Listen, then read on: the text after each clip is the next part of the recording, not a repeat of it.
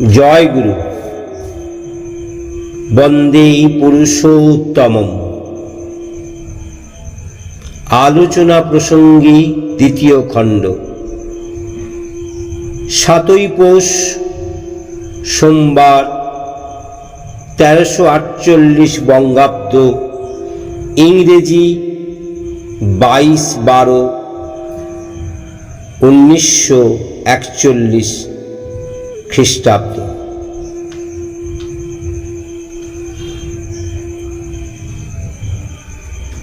মূকং করোতি বাচালং পঙ্গুম লঙ্ঘয়তে গিরিম যৎকৃপা তমহং বন্দে পরমানন্দ মাধব।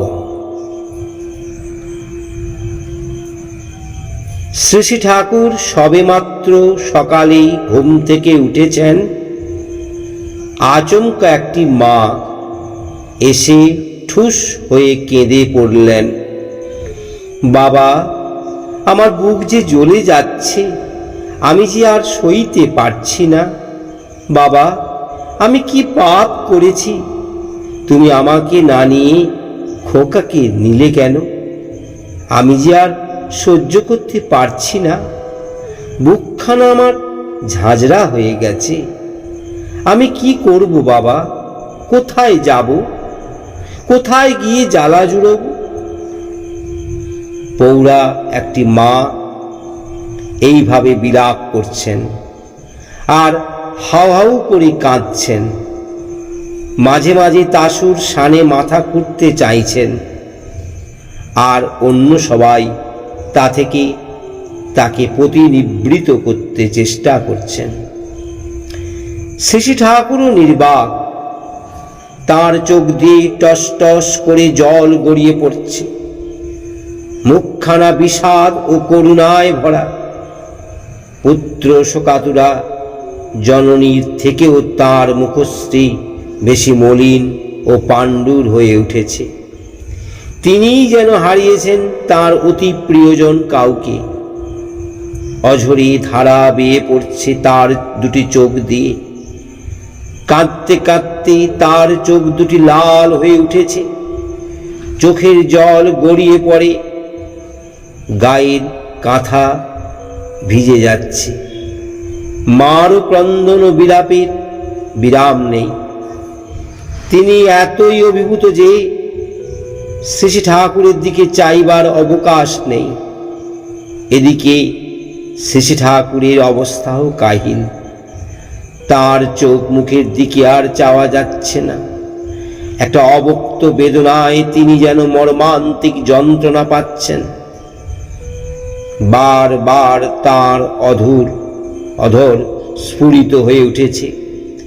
অতি কষ্টে নিজেকে কোনোভাবে চেপে আছেন। তার পদ্ম পলাশ লোচনে যেন নিখিল বেদনা আশ্রয় গ্রহণ করেছে। কাছে যারা আছেন তাদেরও কাছে এ দৃশ্য অসহনীয় হয়ে উঠেছে। মাটি একবার মুখ তুলে চাইলেন শ্রী ঠাকুরের দিকে। চেয়ে তিনি স্তম্ভিত হয়ে গেলেন। দেখলেন দয়াল কাঁদছেন, আর পলে পলে মর্মান্তিক বেদনায় তিনি যেন ক্ষয় হয়ে যাচ্ছেন। পরক্ষণেই মার ভাব বদলে গেল। মা বলতে লাগলেন, দয়াল বাবা, তুমি অমন করে কেঁদো না। তুমি কাঁদলে আমি কোথায় গিয়ে সান্ত্বনা পাব? শ্রী ঠাকুর কাঁদতে কাঁদতে বাক্যরুদ্ধ কণ্ঠে বললেন, আমি কাঁদব না তো কাঁদবে কে? তোদের সবার কান্না না ঘুচলে আমার কান্না ঘুচবে কি করে? আমার দৃঢ় ধারণা, অকাল মৃত্যুকে নিশ্চয়ই রোধ করা যায়। রামচন্দ্রের সময় একটি ব্রাহ্মণের ছেলের অকাল মৃত্যু হওয়ায় সেই ব্রাহ্মণ এসে কৈফত চেয়েছিল রামচন্দ্রের কাছে, কেন তোমার রাজ্যে অকাল মৃত্যু হয়? তখন রামচন্দ্র তার অনুসন্ধানে ব্রতী হয়ে বিহিত ব্যবস্থা যাতাই করেছিলেন, যাতে রাজ্যে অকাল মৃত্যুর কারণ না ঘটে। আজ আমাদের দেশে, আরও কত দেশে ঘরে ঘরে তোমার খোকার মতো কত নদীর কচি খোকারা অকালে মরে যাচ্ছে, অথচ এর প্রতিকার হচ্ছে না। তা কেন? কেন আমরা এটা ঘটতে দিচ্ছি? আমি যদি বুঝতাম যে এর উপর আমাদের কোনো হাত নেই, তাহলে তত দুঃখ ছিল না। কিন্তু আমি জানি এ রোধ করা যায়। ইতিমধ্যে কেষ্টদা, চুনিদা, বীরেন্দা, কিরণদা, শরৎদা, সতীশদা সবাই এলেন। কেষ্টদা ওই কথার সূত্র ধরে জিজ্ঞাসা করলেন, আমরা আশু কি করতে পারি এই অকাল মৃত্যু রোধের জন্য? মার ইতিমধ্যে কান্না থেমে গেছে। তিনি গভীর মনোযোগ সহকারে শ্রী ঠাকুরের কথাগুলো যেন গিলছেন। শ্রী ঠাকুরের চোখ মুখও এখন অনেকটা স্বাভাবিক অবস্থা ধারণ করেছে, বরং খানিকটা প্রেরণা উদ্দীপ্ত। তিনি মাটিকে বললেন, অমনি করে মাটিতে বসিস না বাইরে, একে তো গাড়িতেও ঠান্ডা লাগিয়েছে রাত্রে, উপরে উঠে বস। ও কালিদাসী, ওকে একটা আসন দে তো। কালিদাসী মা একখানা আসন এনে দিলেন। মা সেই আসন পেতে বসলেন। তারপর শ্রী ঠাকুর কেষ্টদার দিকে চেয়ে মৃদু ম্লান হাসি হেসে বললেন, কি করতে হবে সে তো ঢের শুনেছেন, যা শুনেছেন তা এখনই করেন। কেষ্টদা বললেন, আমি অকাল মৃত্যু রোধে স্পেসিফিক করণীয় কি তাই জিজ্ঞাসা করেছিলাম। ঠাকুর বললেন, আমি প্রবলেমগুলি সিঙ্গলি অর্থাৎ একক দেখি না, দেখি সবগুলি ইন্টার কানেক্টেড অর্থাৎ জড়িয়ে আছে। তাই মুক্তা করণীয় হিসাবে আপনাদের কাছে যা কইছি তা যদি করেন, তাহলে সব অমঙ্গলই রোধ করতে পারবেন। আপনাদের প্রধান কাজ হলো দিন দীক্ষাদান। যত মানুষকে দীক্ষিত করে তুলতে পারবেন, যজন যাজন ইষ্টভৃতি ও সদাচারে অভ্যস্ত করে তুলতে পারবেন, জানবেন ততগুলি মানুষকে জীবনের পথে টেনে আনা হলো, মঙ্গলের পথে টেনে আনা হলো। কারণ ইষ্ট হলেন মূর্ত মঙ্গল। এই দীক্ষা আনবে আবার পারস্পরিকতা ও সংহতি, তাতে পরস্পর পরস্পরের বৈষয়িক উন্নতিরও সহায়ক হয়ে উঠবে। তারপর বিয়েটা খুব দেখে শুনে দিতে হয়। সমাজে প্রতিলোম বিয়ে যেন একটাও না হয়। ছেলে যেন সব দিক দিয়ে উন্নত হয়, শ্রেয় হয় মেয়ের চাইতে। আবার ছেলে মেয়েদের মধ্যে টেম্পারমেন্টাল এফিনিটি মানসিক সঙ্গতি থাকা চাই। বয়স্ক মেয়েদের বিয়ে দিতে গেলে সাক্ষাৎ সংস্রবের সুযোগ না দিয়ে ছেলের বংশ, অভ্যাস, ব্যবহার, চরিত্র, গুণপনা, স্বাস্থ্য, চেহারা, পছন্দ অপছন্দ ইত্যাদি বিষয় তাকে জানিয়ে তার মত নিয়ে তবে বিয়ে দেওয়া ভালো। স্ত্রী যদি স্বামীকে শ্রদ্ধা করে, তার জন্য কষ্ট সয়েও নিজেকে সুখী ও সার্থক মনে করে, তাহলেই সেই বিয়ে সফল হয়। আয়ুর একটা বংশগত ধারা থাকে। কিন্তু স্বামী স্ত্রীর মধ্যে যেখানে গভীর পবিত্র প্রণয় আছে, স্ত্রী যেখানে স্বামীকে নিজের সত্তা জ্ঞানে ভালোবাসে, স্বামী সেখানে স্ত্রীকে নিবিড় স্নেহ চোখে দেখে, সেখানে সন্তানের স্বাস্থ্য, বুদ্ধি, আয়ু ইত্যাদির উৎকর্ষ হবেই। অবশ্য স্বামীর ইষ্টমুখী হওয়াই চাই। স্বামী যদি স্ত্রীমুখী হয়, সেখানে স্ত্রী ওই স্বামীকে বেশি দিন শ্রদ্ধার চোখে দেখতে পারবে না।